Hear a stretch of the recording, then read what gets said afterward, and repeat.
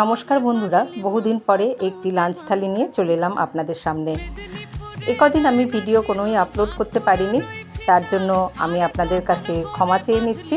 কারণ আমার মেয়ের কনভোকেশনের জন্য আমাকে যেতে হয়েছিল, তো সেই অনুষ্ঠানে অংশগ্রহণ করেছি, সেই কারণে আমি ভিডিও আপলোড করতে পারিনি। তার জন্য আমি আমার পরিবারের সকলের কাছে ক্ষমা প্রার্থী। আজকে নিরামিষ আর আমিষ দুরকম রেখেছি, তার জন্য প্রথমেই আমি দুদিকে ভাতটা আলাদা আলাদাই করে নিয়েছি। উচ্ছে আলু সিদ্ধ করেছি, একটু নুন আর সর্ষে তেল দিয়ে মেখে নিয়েছি। আর সয়াবিনের একটা দারুণ স্বাদের রেসিপি বানিয়েছি, যেটা কিন্তু আমি আমার চ্যানেলে আপলোড করে দিচ্ছি। আর বানিয়ে নিয়েছি ধোকার ডালনা, একদম নিরামিষভাবে। এই গেল নিরামিষের দিকে। আর আমিষের মধ্যে বানিয়ে নিয়েছি ইলিশ মাছের লেজ ছিল, সেটা ভেজে নিয়েছি, একটু সামান্য তেল ভাজা আর ইলিশ মাছের তেল আর কাঁচা লঙ্কা। আর ইলিশ মাছের মাথাটা রান্না করে নিয়েছি একটু বেগুন, আলু আর সর্ষে বাটা দিয়ে। আর ছিল আমের চাটনি। এই ছিল আজকের আয়োজন।